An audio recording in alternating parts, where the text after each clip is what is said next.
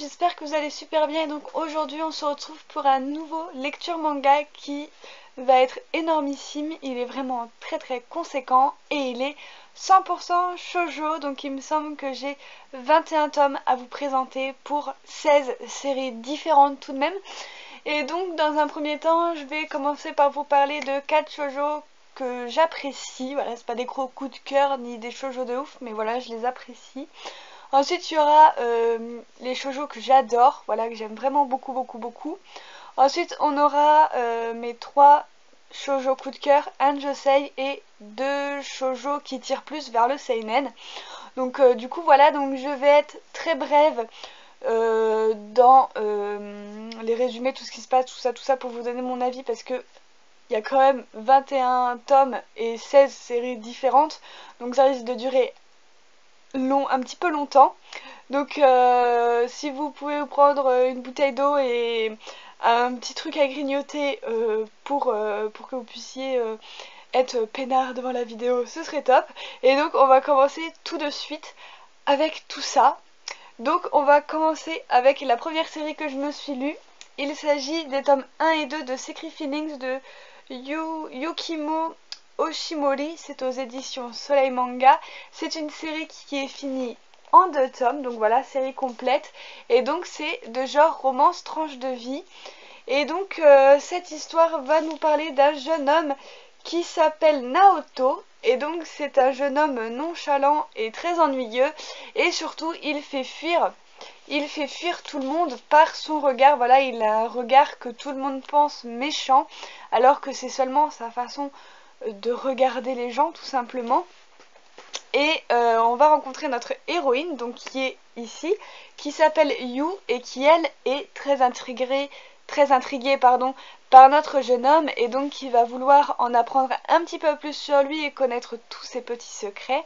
Et donc bien entendu entre ces deux jeunes gens il va y avoir un rapprochement évident. Il va même y avoir de l'amitié au départ, puis après ça va se transformer en amour évidemment, on s'en doute bien, donc c'est pas du spoil. Mais surtout ce que j'ai beaucoup aimé, c'est que à la fin du premier tome, nous avons le garçon, donc Naoto, qui va devoir partir pour après le lycée. Je crois qu'il se prépare déjà pour aller à l'université, tout ça. Et lui, il veut aller à Kyoto, donc il veut partir de Tokyo. Malheureusement, qu'est-ce qui va se passer pour leur relation? Je vous laisse le découvrir, mais en tout cas, ce manga va nous parler de relations à distance et j'ai beaucoup aimé, surtout le tome 2 qui n'est consacré qu'à leur relation à distance. J'ai trouvé ça vraiment sympa et je pense que si certaines d'entre vous ont déjà vécu ça, je pense que vous pourrez retrouver des petites choses par rapport à l'héroïne de You, qu'est-ce qu'elle va ressentir, qu'est-ce qu'elle va penser, tout ça. Voilà, j'ai beaucoup aimé, j'ai ressenti beaucoup d'émotions. Après voilà, c'est vraiment une lecture mignonne et détente, truc de fou quoi. Voilà, détente, lire ça en jour de repos, c'est ce qu'il faut. Donc du coup voilà, j'ai vraiment beaucoup aimé, c'était vraiment touchant.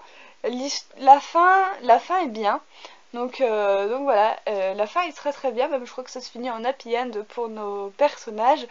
Donc voilà, si vous aimez les petites histoires toutes douces qui se terminent en pas beaucoup de tomes, toutes douces, vraiment cocooning, vraiment kawaii, tout ça, bah, je vous le recommande. Si vous aimez les shoujo un petit peu plus complexes et un petit peu plus détaillés, je ne vous le recommande pas, bien évidemment. Je vais vous montrer quand même le dessin. Donc voilà, pour le chara-design, enfin pour le dessin, faut que j'arrête de dire chara-design. Donc du coup voilà, qui est super sympa, enfin c'est vraiment cute. Donc du coup voilà. Ensuite, je me suis lu le tome 5 de Teach Me Love de Hai Hibiki, c'est aux éditions Soleil Manga. C'est une série qui est toujours en cours avec 7 tomes et nous aurons le 6e tome le 5 juillet. C'est de genre romance, tranche de vie, érotique. Ce tome 5 m'a fait vraiment beaucoup rire également, comme les 4 premiers tomes. Voilà, c'est toujours sur la même lignée du shoujo un peu cruche et voilà. Donc voilà, j'ai bien aimé. Donc là on a un nouveau personnage qui est arrivé dans le tome 4 qui va prendre pratiquement tout le tome 5, qui s'appelle Heito. Donc souvenez-vous, dans le tome 4, il a vu un petit peu Mashiro et Rei dans une mauvaise posture. Le gars va complètement être fantasmé par Rei et il va un petit peu décider de se l'approprier dans ce tome 5. Manque de bol, Rei ne va pas du tout se laisser faire malgré dans toutes les positions bizarres et inimaginables dans les situations qu'elle va se retrouver, elle ne va pas se laisser faire du tout.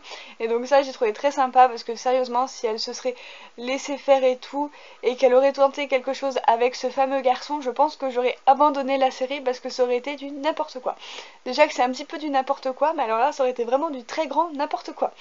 Et donc du coup on va retrouver, bien sûr ça va pas durer non plus tout le tome cette histoire puisqu'à un moment donné elle va rentrer chez elle et enfin voilà elle va retrouver son My Hero, voilà ça va être donc voilà, mais on va nous parler également de l'abstinence puisque My Hero est en phase d'examen, donc il doit absolument se concentrer, réviser, tout ça. Donc il va falloir que Rei fasse de même et s'abstienne pour pouvoir laisser à son chéri le temps de réviser et de pouvoir passer ses examens et surtout qu'il les réussisse. Donc j'ai bien aimé ce tome 5, ça m'aura bien fait rigoler. Il y a pas beaucoup de scènes de sexe dans ce tome 5 comparé aux 4 premiers. Donc du coup voilà, je cherche un petit dessin, donc voilà ce que ça donne avec le nouveau personnage, voilà, qui est un petit peu sadique sur les bords. Mais voilà, c'était sympa tout de même à voir ce que va donner le tome 6. Donc du coup voilà. Ensuite, je me suis lu les tomes 13 et 14 de LDK de Ayu Watanabe de chez Pika Édition. Donc c'est une série qui est toujours en cours avec 22 tomes et le tome 15 est sorti le 3 mai. Donc oui, je l'ai déjà. Et donc c'est de genre romance comédie. J'ai beaucoup aimé ces tomes 13 et 14 où on a toujours notre petit couple Aoi et Shusei qui sont toujours dans leur routine amoureuse. Voilà, on n'en découvre pas plus sur eux dans ces deux tomes-là. Si ce n'est qu'ils sont obligés également de s'abstenir puisque ils ont toujours l'écriteau avec marqué pas de relation sexuelle avant le diplôme. Donc voilà, ça leur plombe un peu le moral parce que c'est vrai que de tome en tome leur amour grandit mais ils peuvent rien faire. Donc du coup voilà, c'est un peu compliqué pour eux. Et ce que j'ai beaucoup aimé dans ces deux tomes, c'est qu'on va rencontrer la sœur de Shusei, donc qui s'appelle Eri, et on va la retrouver un petit peu plus dans ces deux tomes, où c'est qu'elle va faire une colocation avec Wataru, donc qui au départ était amoureux de Aoi, mais malheureusement ça ne s'est pas fait vu qu'Aoi était perdument amoureuse de Shusei. Et donc on va suivre sûrement ce futur couple, voilà, dans leur colocation. J'ai trouvé ça super sympa et c'est pas évident vu ce qu'on apprend sur la sœur de Shusei. Donc voilà, c'est une colocation qui démarre mal, mais de fil en aiguille ça s'améliore et j'ai beaucoup aimé parce que ça change un petit peu des 12 premiers tomes de la série où c'est qu'on était vraiment beaucoup sur le couple principal. Là le fait de changer un petit peu, ça fait du bien, ça fait du nouveau un petit peu à la série et donc voilà, j'ai beaucoup apprécié, j'ai hâte de découvrir le tome 15. Donc je vous montre les dessins.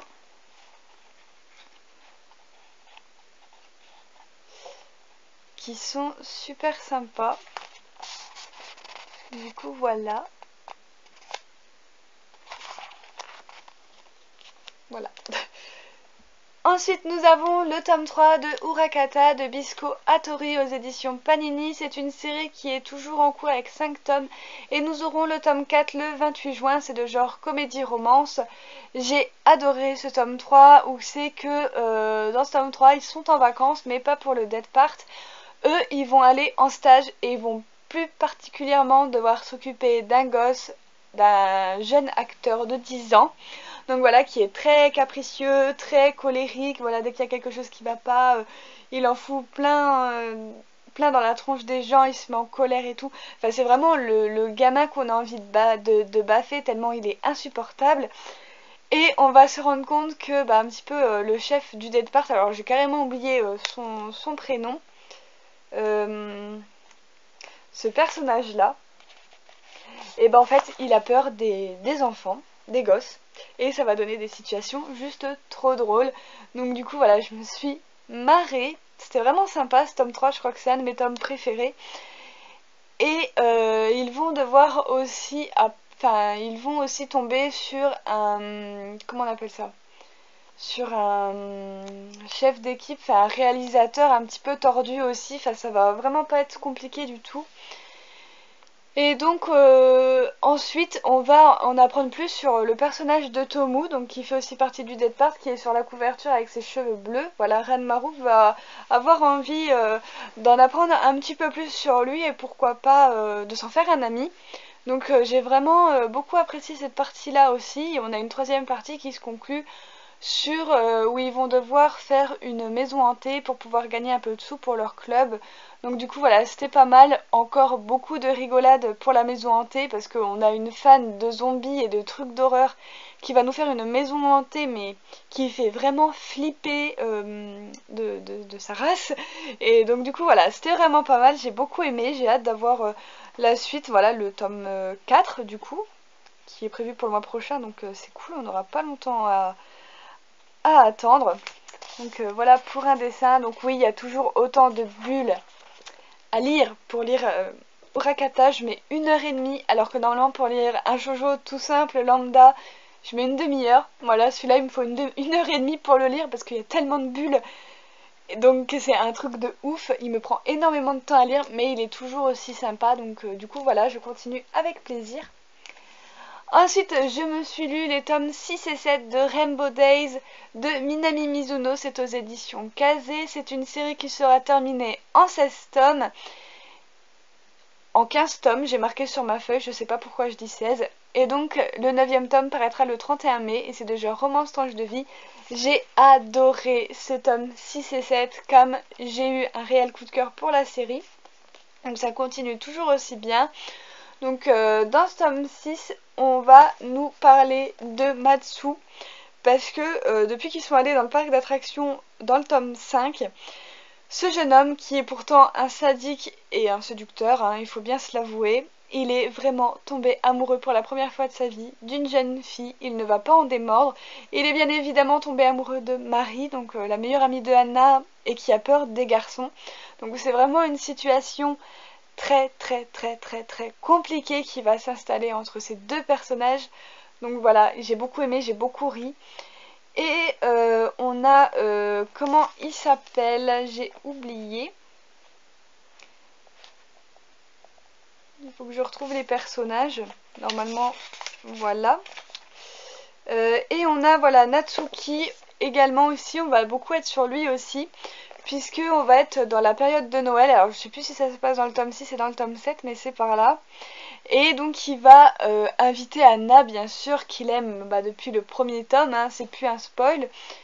Et voilà, il va l'inviter pour Noël parce que c'est là où ils se sont rencontrés pour la première fois.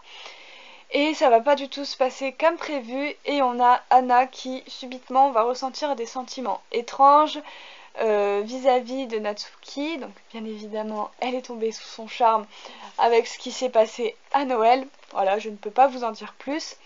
Et voilà, c'est vraiment sympa, c'est toujours du tranche de vie, agréable à découvrir. Voilà, on a plein de trucs, on a également le Kei, voilà, le sadique, vraiment le sadomaso, là, pour le coup, le maso. Qui lui aussi voilà, a une fille sur les bras et il ne sait pas trop quoi faire avec elle parce que pour l'instant il ne ressent rien. Il faut savoir que ce personnage là il aime les filles plus âgées que lui, donc du coup voilà, il sait pas trop quoi faire. Et on a toujours Tsuki, je crois qu'il s'appelle comme ça, Tsuyoshi, qui file toujours le parfait amour avec sa copine. Donc tout va pour le mieux pour certains personnages, d'autres sont un petit peu en difficulté, mais voilà, j'ai hâte de voir la suite, mais je pense que je vais attendre d'avoir le tome 9 pour me lire le tome 8, parce que franchement, j'ai beaucoup apprécié d'avoir 2 tomes de Rainbow Days en avance du coup, donc je pense que je vais attendre 3 semaines avant de me les lire. Clairement, je peux le faire, donc du coup voilà. Donc je vais vous montrer ce que ça donne niveau dessin, hein. Niveau dessin c'est une tuerie, les dessins sont vraiment trop beaux. Donc du coup voilà, Donc j'essaye d'aller vite hein, parce qu'il y a encore beaucoup de trucs. Ensuite, nous avons les tomes 5 et 6 de Ugly Princess de Natsumi Eida aux éditions Akata. C'est une série qui s'achèvera en 7 tomes. Et nous aurons le dernier tome le 13 juillet. C'est de genre comédie-romance.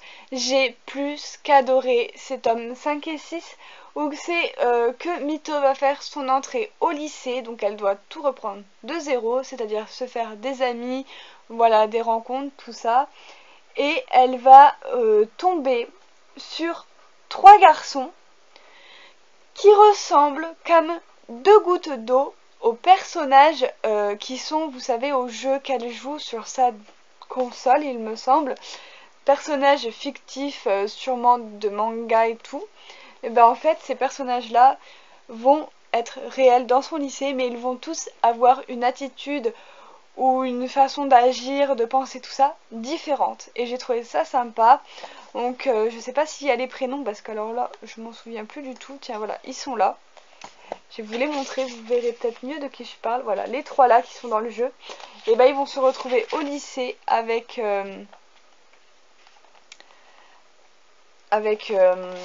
Mito, et donc c'est vraiment trop bien fait, je pense. C'était vraiment drôle. Par contre je sais plus comment il s'appelle, mais bon c'est pas grave, j'ai oublié les prénoms des 3 personnages masculins, bon c'est pas grave. En tout cas voilà, c'est vraiment 3 personnes différentes. Mito va passer par plusieurs sentiments à la fois, par la colère, la haine, la tristesse, la joie, tout ce que vous voulez, au suivant des rencontres qu'elle va faire. Elle va se faire 2 amis vraiment très proches, dont une fille et un garçon, voilà, qui ressemblent comme 2 gouttes d'eau à un des personnages de son jeu, auquel elle va être très attachée. Voilà, ils vont être très attachés l'un à l'autre. Et donc voilà. Et par contre, on a son personnage favori de son jeu, qui est un gros enfoiré de première, puisqu'il s'amuse avec les filles, très clairement, voilà. C'est pas plus de 2 rendez-vous par nénette, parce que sinon j'aurais trop peur que tu t'attaches à moi. Voilà, comme ça vous pouvez voir quel genre d'homme c'est. Finalement dans le tome 6, il va se révéler, et je pense qu'il va se passer quelque chose de très beau dans le tome 7, que j'ai vraiment hâte de découvrir. J'ai vraiment adoré, j'ai enchaîné les 2 tomes tellement c'était bien. Je sais même pas pourquoi j'ai attendu aussi longtemps pour lire le tome 5, mais finalement j'ai bien fait, puisque bah, c'est sur la continuité du tome 5, le tome 6. Donc du coup ça m'a pas trop dérangé. Vous avez des scènes comme ça qui sont à mourir de rire. Donc dans le tome 6 on a aussi Mito qui va aller pour la première fois de sa vie à un rendez-vous dating. Donc voilà, elle va faire une mauvaise rencontre, mais finalement même après tous les pics qu'elle va se prendre dans la tête, elle va en avoir un petit peu rien à faire. Voilà, ça va pas faire qu'un au lycée, où enfin elle avait vraiment peur de la réaction des autres, et c'est ce qui l'a poussée à changer tout ça. Là ça va vraiment lui passer au-dessus de la tête, parce que bah voilà, elle est tombée amoureuse de quelqu'un, et de ce mec là qu'elle connaît pas vraiment, bah elle en a rien à faire. Donc du coup voilà, c'était sympa, et j'ai vraiment hâte d'avoir le dernier tome, mais en un sens je sens que je vais beaucoup regretter ce dernier tome, parce que je sais que c'est la fin. Donc du coup voilà. Ensuite, nous avons le quatrième tome de Alice in Borderland de Kaori Yuki aux éditions Pika. Donc c'est une série qui est toujours en cours avec 7 tomes, et nous aurons le 5e tome le 31 mai. C'est de genre suspense fantastique. J'ai beaucoup aimé ce tome 4, où c'est qu'on est tout en tension, où c'est qu'il y a un petit peu de suspense, et surtout des retournements de situation. C'est des retournements de situation de ouf. Donc du coup voilà, donc dans ce tome 4, on est toujours sur la continuité de la fin du tome 3, c'est-à-dire où Stella était en train un petit peu de se frotter à Male, donc qui est l'un de ses frères, qui est vraiment un psychopathe. Voilà, il y a une pièce où Stella va se retrouver enfermée, et va y avoir des morts vivants, tout ça, donc voilà, elle va devoir un petit peu essayer de s'en sortir toute seule. Et bien évidemment, il y a son grand frère préféré qui va venir la sauver, tout ça.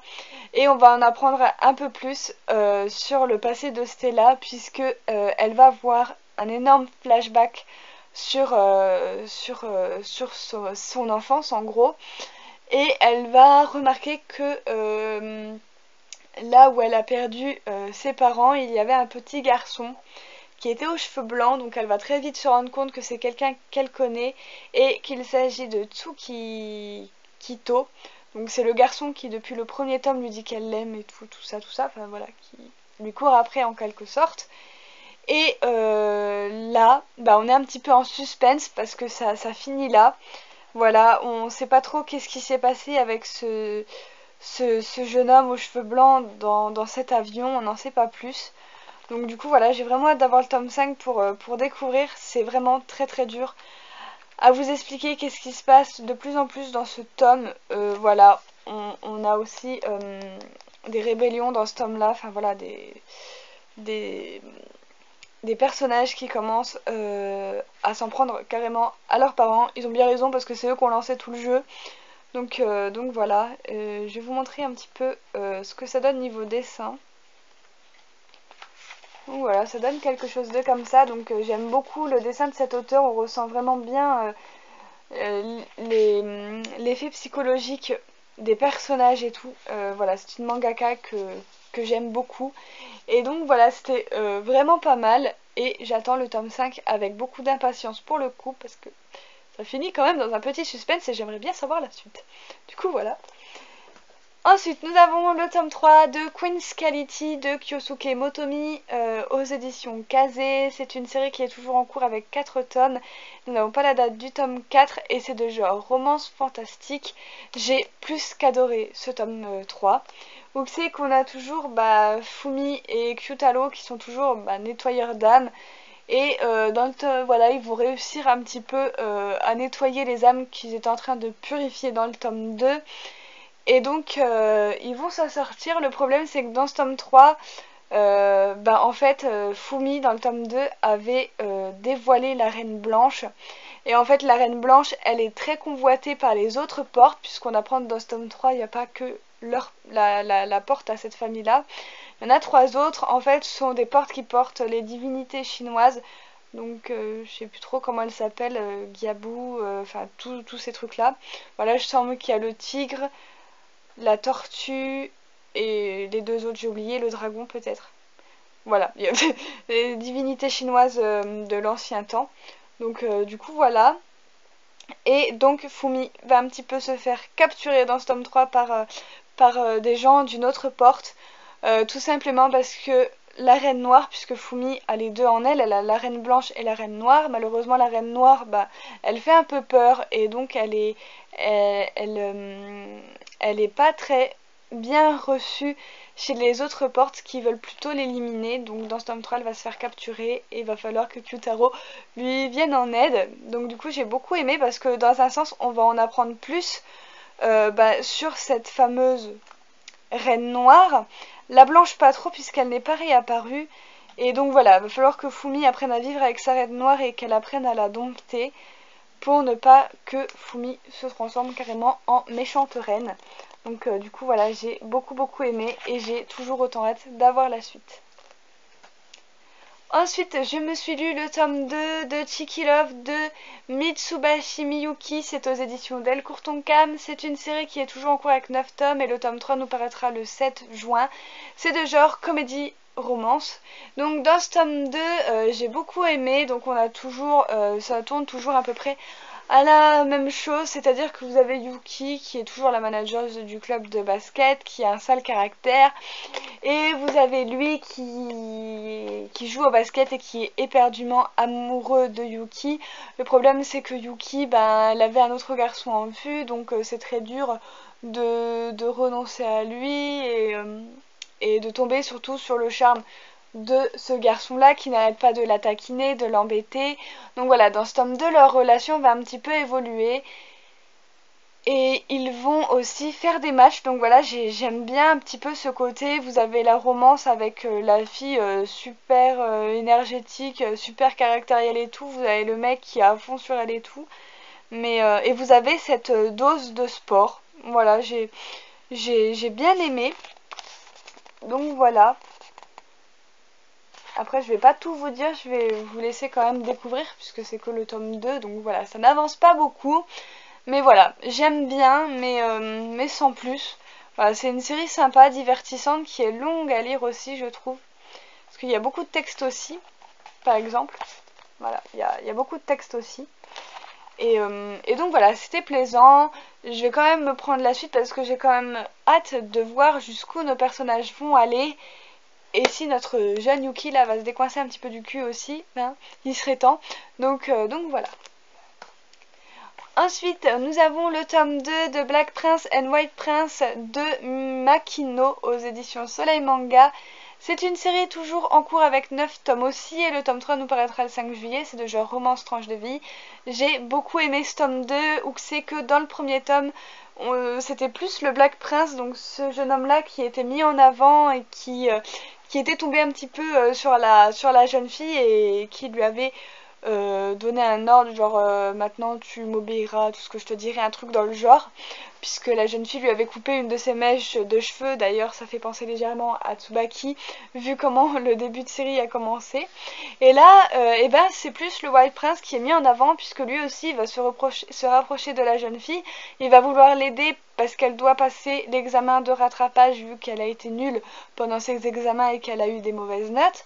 Donc du coup voilà, il va se rapprocher de la jeune fille et on sent que dans ce tome 2, ça y est, on est dans le triangle amoureux, puisque le White Prince donc va dire clairement au Black Prince que cette jeune fille, donc j'ai oublié comment elle s'appelle, c'est pas grave, donc cette jeune fille là est très intéressante et que il se pourrait qu'il lui dérobe. Donc du coup voilà, maintenant on est carrément dans du triangle amoureux et j'ai hâte de voir la suite, parce que voilà, ça me fait trop penser à Wolf Girl et Black Prince et tout, sauf que là on a deux méchants princes, enfin deux méchants. On en a un sadique et un, ouais, il cache bien son jeu. Donc du coup voilà, j'ai hâte de voir ce qui va se passer pour la suite. J'aime énormément cette série. Voilà, il y a des fois c'est marrant et tout, enfin il y a des situations vraiment pas évidentes pour l'héroïne où on se dit mais qu'est-ce que je ferais si j'étais à sa place. Et donc du coup voilà, j'aime beaucoup cette série et je vais attendre le tome 3 avec beaucoup d'impatience. Ensuite nous avons le tome 6 de Tsubaki Love de Kanon Minami, c'est aux éditions Panini, excusez-moi. Donc celui-ci il est terminé en 8 tomes et nous aurons le 7ème tome le 10 mai, donc c'est la semaine prochaine, tant mieux. Et donc c'est de genre romance tranche de vie. J'ai été vraiment très très touchée par ce tome 6 où c'est qu'il se passe pas mal de trucs pour notre jeune couple. Donc voilà, déjà on va revoir la mère de Kyota, parce que Tsubaki va tout faire pour qu'ils se parlent enfin. Donc voilà.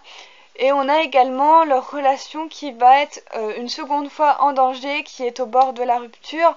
On a un drame par-dessus le marché qui va se passer où on se dit mon Dieu, c'est pas possible. J'ai vraiment été très très touchée par ce tome 6. J'ai beaucoup aimé. Voilà, on a encore un personnage qui va venir foutre le bordel pour la seconde fois. Oh, c'est pas vrai, voilà mon téléphone qui se remet à sonner. On va être vraiment très touchés. Non, qu'est-ce que je disais? J'en étais plus là. Je disais qu'il y allait encore avoir une fille qui allait tout foutre en l'air une seconde fois, qui va se mettre carrément entre Tsubaki et Kyota. Donc voilà, parce que Kyota et cette fille se sont trouvés une passion en commun, c'est-à-dire l'astronomie. Et donc du coup voilà, ça va un peu faire chier Tsubaki et c'est ça qui va remettre en cause toute leur relation. Encore une fois, puisqu'ils avaient déjà rompu une fois. Et donc du coup voilà, je vous laisse le découvrir. On est à 2 tomes de la fin. Je ne peux pas en dire plus, sinon ça va être le spoil. Il se passe vraiment plein de trucs. Donc voilà, mais c'était vraiment bien. Je vous montre un dessin, comme d'habitude. Donc du coup voilà. Donc un gros coup de cœur pour cette série. Et pareil, je vais être très triste quand on aura le tome 8. Donc à mon avis, on aura la fin pour cette année. Donc voilà. Ensuite nous avons... Ah, le revoilà! Ensuite nous avons le tome 20 de Skip Beat de Yoshiki Nakamura. C'est aux éditions Casterman dans la collection Saka. C'est une série qui est toujours en cours avec 38 tomes. Et le tome 38 nous paraîtra le 5 juillet ou le 7. Je ne sais plus, je ne l'ai pas marqué sur ma feuille, je l'ai zappé. Pauvre de toi! Et donc voilà, donc c'est un shoujo de genre comédie-romance forcément.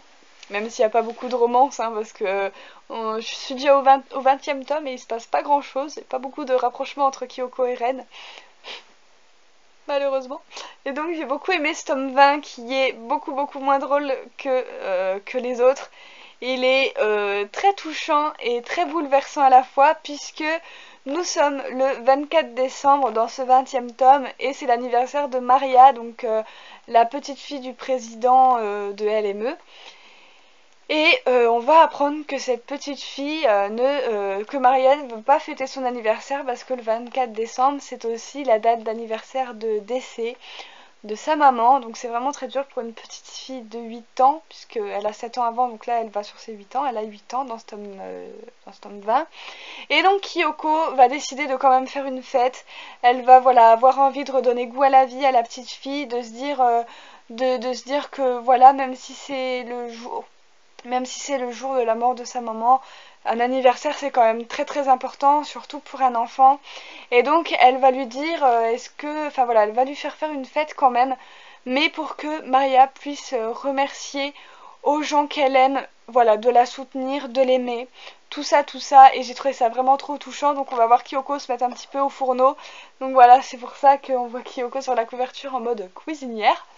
Donc voilà, j'ai beaucoup aimé, la fête va super bien se passer, tout va bien se passer parfaitement, sauf que Kyoko va beaucoup manquer à la fête puisqu'elle est toujours en cuisine, donc voilà, j'ai trouvé ça super sympa parce qu'elle est pressée, elle fait de ses têtes et tout, c'est vraiment trop drôle.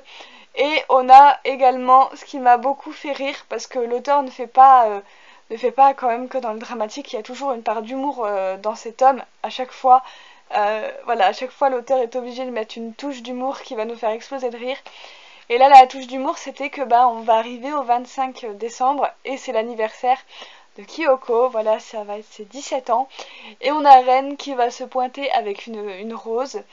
Et donc voilà, ça va être le cadeau d'anniversaire de Kyoko. Et voilà, elle va le remercier, tout ça, ça va beaucoup lui toucher. Même si elle se doute pas qu'une rose, voilà, Ren il est complètement tombé amoureux de Kyoko et donc voilà, mais Kyoko elle voit rien, elle voit que du feu. Et on a Kanae, donc sa meilleure amie de la vie, qui ne savait pas que c'était son anniversaire et qui en fait avait acheté un cadeau qui pour elle était complètement débile, voilà, puisqu'elle sait que Kyoko est complètement accro au maquillage et à tout ça, donc elle lui avait acheté ça juste pour lui faire plaisir. Et finalement elle va quand même lui offrir parce qu'elle a beaucoup de mal, Kanae, à montrer ses sentiments, et elle va quand même lui dire tiens, c'est pour toi. Et donc voilà, sans lui dire que c'était pour son anniversaire et tout, alors qu'elle savait pas, elle va faire passer ça pour un cadeau d'anniversaire alors qu'à la base c'était juste pour lui faire plaisir.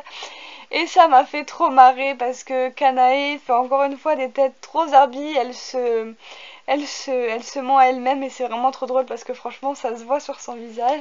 Donc je vous montre un peu ce que ça donne niveau dessin, mais c'est... Je suis joie quand je lis Skip Beat et voilà, ça faisait très longtemps que j'en avais pas lu un tome. Et donc voilà, il faudrait que je me les lise tous, donc voilà, quand j'aurai le temps de tous les lire, on verra. Donc voilà, pour l'instant, toujours un de temps en temps, donc voilà, ça fait pas de mal. Donc voilà. Ensuite, ça va, il me reste plus que 4 et après on a fini. Donc alors, ensuite nous avons tome 5 et 6 de Masked Noise de Ryoko Fukuyama, c'est aux éditions Glénat. C'est une série qui est toujours en cours avec 12 tomes et le tome 7 nous paraîtra le 21 juin, de romance musique. Et j'ai adoré ces deux tomes là où c'est qu'on a le groupe Ino Uri to Shoot qui va bien évidemment participer au festival dans ce tome 5, mais malheureusement tout va pas se passer comme prévu puisque il y a Momo en même temps et Momo et Nino ça fait pas trop bon ménage puisque finalement leur concert ne va pas se passer exactement comme prévu. Bien évidemment je vous laisse le découvrir, mais dans le tome 6 il va falloir que Nino se remette en question et qu'elle arrête de chanter pour Momo mais plutôt qu'elle se concentre sur son groupe qui est Ino Uri to Shoot et qu'elle chante pour lui et pas pour Momo. Donc du coup voilà. C'est tout ce que j'ai à vous en dire parce que je voudrais pas vous spoiler, c'est une série que j'aime vraiment énormément. Mais je me suis rendu compte que j'en ai un petit peu trop dit pour Skip Beat et donc je voudrais pas faire pareil pour Masked Noise parce qu'il se passe beaucoup de choses dans ces deux tomes là. Voilà. Et j'aurais pas trop envie de trop vous en dire parce que je pense qu'il y en a beaucoup parmi vous qui suivent Masked Noise. Et si vous n'êtes pas à jour niveau lecture, je voudrais pas vous spoiler. Du coup voilà. Et donc on va finir avec les 3 derniers qui me restent. Avec tout d'abord le 4e tome de Perfect World de Rie Haruga, c'est aux éditions Akata. Donc c'est une série qui est toujours en cours avec 5 tomes et nous aurons le 5e tome où c'est que j'ai marqué ça, le 13 juillet, c'est de genre romance sociale. J'ai bien aimé ce tome 4 où c'est que on a Ayukawa et Tsugumi, voilà, qui ont fait un choix et qui se sont séparés puisque Ayukawa ne se voyait, enfin il voyait en fait comme si Tsugumi allait être détruite par cette relation, et donc lui il n'avait pas trop envie de ça pour elle, voilà, il veut plutôt qu'elle soit heureuse, tout ça, et donc ils vont décider de se séparer. Et elle, Tsugumi, elle pense que c'est tout simplement parce que pour lui elle n'est pas assez forte et tout ça pour s'occuper de lui, enfin tout ça, donc du coup voilà, ils vont se séparer. Et donc on a Koreeda qui va la soutenir bien évidemment, puisque il est éperdument amoureux d'elle, et il va se passer quelque chose entre ces deux personnages là que je vais pas vous dire plus, mais voilà, ça va pas le faire. Et entre temps on a Ayukawa qui va pas se sentir bien, qui va se dire comme quoi qu'il a fait une erreur parce qu'il est toujours amoureux d'elle évidemment, et donc il va vouloir lui dire, sauf que le jour où c'est qu'il va vouloir lui dire, et Tsugumi, elle va partir pour aller rejoindre sa famille parce qu'il s'est passé un drame et qu'elle est obligée de revenir chez ses parents. Donc du coup voilà, c'était très touchant. J'ai été légèrement déçue par le choix quand même de la fille pour un des choix, hein, pas les deux qu'elle prend. Le premier, ceux qui l'ont lu, vous voyez de quoi je parle. Pas le deuxième, parce que quand il y a quelque chose qui va pas dans sa famille, voilà, c'est toujours important une famille. Donc du coup voilà. Mais un petit peu déçue quand même. Du coup voilà, je vais pas vous le cacher. Donc ensuite nous avons le 6e tome des Enfants de la Baleine de Ubi Umeda de chez Glénat. C'est une série qui est toujours en cours avec 9 tomes et le tome 7 nous paraîtra le 17 mai, donc c'est bientôt aussi. Et c'est de genre aventure science-fiction. Je dois bien vous avouer qu'en reprenant Les Enfants de la Baleine, que j'avais pas lu depuis un certain temps, que j'étais un petit peu perdue au début, puisque dans ce tome 6 on va se concentrer sur le passé un petit peu de la baleine de Glaise. On va en apprendre énormément sur cette baleine de Glaise, mais en fait l'auteur switch entre le passé et le présent, et ça m'a perdue. Bon ça va, j'ai vite retrouvé le fil quand même de la série. J'ai beaucoup aimé ce tome 6 où c'est qu'on commence à avoir des rébellions, des personnages qui cachent des trucs, et donc du coup voilà, et le tome 6 finit encore dans un suspense de dingue. Du coup voilà, donc j'ai très hâte du coup pour le coup d'avoir le tome 7. Voilà, toujours un dessin mais poétique et merveilleux à souhait. Donc voilà, ça j'aime toujours autant, enfin son coup de crayon il est vraiment magnifique. Donc du coup voilà. Pas ça. Montre un dernier petit dessin parce que les dessins c'est vraiment beau quoi. Et voilà, j'ai encore une fois beaucoup aimé. Si vous ne l'avez toujours pas tenté, je vous la recommande vivement parce que c'est vraiment un plaisir cette série. Enfin, on part loin, j'ai l'impression, dans cette série. Il y a vraiment beaucoup de choses à assimiler, ça devient vraiment complexe, donc c'est pour ça que je vous en dis pas trop. Mais c'est vraiment toujours autant une tuerie. Du coup voilà. Et enfin le dernier avec du lourd, le 6e tome, le Requiem du Roi des Roses de Ayakano. C'est aux éditions Kiyun. C'est une série toujours en cours avec 7 tomes et nous n'avons pas la date de ce tome 7, punaise. Et c'est de genre suspense historique. Dans ce tome 6 on a enfin la bataille entre les Lancaster et les York. Voilà, je vais chercher le mot. Voilà, entre les deux familles quoi. Et donc il va y avoir beaucoup de morts, tout ça. Au début du tome, on a Richard et Henry qui se rapprochent beaucoup, je trouve, quand je vous dis que ça va tourner dans du yaoi. Quand je vous le dis. donc du coup, voilà. C'est sympa, on a Richard qui va bien sûr partir à la guerre contre les Lancaster. Parce qu'il faut à tout prix qu'il retrouve Henry. Bon, il sait pas que Henry est son Henry. Hein. Donc voilà, puisque le Henry qu'il connaît lui a dit qu'il était berger. donc forcément. Et donc voilà, Richard, lui, il a toujours sa rage de vengeance pour venger son père et tout ça. Donc lui, il veut buter le roi, carrément, puisqu'il pense que c'est Henri le roi qui a tué son père, alors qu'on sait tous que c'est pas lui. Et ce tome finit dans un suspense de ouf. Putain, j'étais folle, mais je le voyais venir à 100%. Et donc voilà, j'ai vraiment trop hâte d'avoir le tome 7. J'espère que Ki-yoon va bientôt annoncer la date pour le tome 7. Et j'espère qu'il va quand même sortir bientôt, genre juillet, août, ce serait bien. Enfin, faut pas trop rêver, mais par là, ce serait vraiment bien. Je vais vous montrer, un